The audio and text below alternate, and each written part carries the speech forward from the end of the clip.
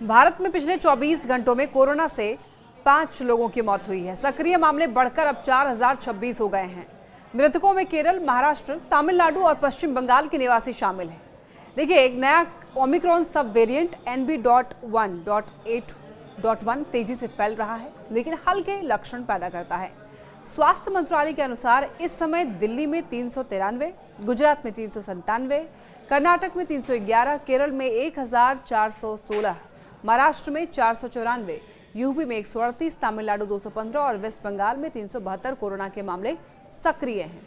वहीं कोरोना से केरल में 80 वर्षीय एक व्यक्ति की मौत हो गई है, जो कि गंभीर निमोनिया और तीव्र श्वसन संकट सिंड्रोम ARDS के साथ साथ मधुमेह, उच्च रक्तचाप और यहाँ पर कोरोनरी धमनी रोग से पीड़ित था। तमिलनाडु में देखिए, टाइप 2 मधुमेह और पार्किंसंस रोग से पीड़ित 69 वर्षीय महिला ने वायरस के कारण दम तोड़ दिया।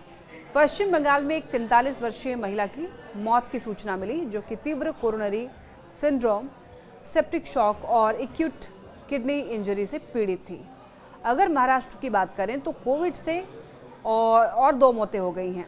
स्वास्थ्य विभाग के अनुसार ये मौतें जो हैं वो कोल्हापुर और सातारा में हुई हैं।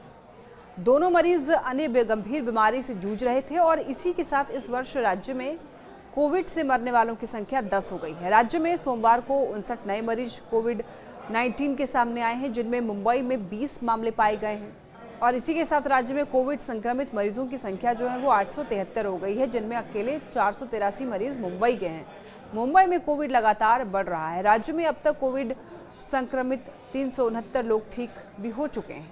कोरोना वायरस के नए मामलों के बढ़ने की वजह से NB.1.8.1 सब वेरिएंट है, जो कि कोविड-19 का ओमिक्रॉन का वेरिएंट है।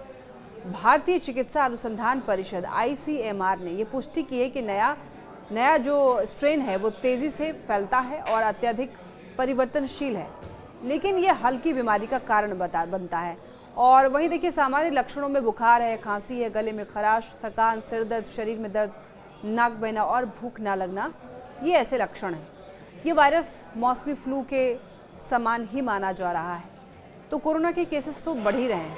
अब लोग जो गाइडलाइंस कोविड-19 के समय में दिया जा रहा था हमें कि मास्क लगाना है, सोशल डिस्टेंसिंग मेंटेन करनी है, कहीं बाहर आप जा रहे हैं तो आप भीड़ भाड़ वाला इलाके में मास्क तो लगाएं ही, साथ ही कोशिश करें आप हैंड वॉश करने का। घर बाहर से जब भी आप घर आएँ तो आप हाथ को अच्छे तरीके से धोएं और उसके बाद ही आप कुछ खाएं या फिर किसी से भी मिलें। खासतौर पर जब आप छोटे बच्चों से मुलाकात करते हैं तो इसका आपको और भी ज़्यादा ख्याल रखना है। तो सावधानी देखिए, आपके अपने हाथों में है। कोरोना के केसेस ज़रूर बढ़ रहे हैं, लेकिन ये उन लोगों के लिए ख़तरनाक है जो पहले से किसी गंभीर बीमारी से ग्रसित हैं। लेकिन आपको अपने इम्यूनिटी बूस्ट करने पर ध्यान ज़रूर देना चाहिए और सावधानी ज़रूर बरतनी चाहिए।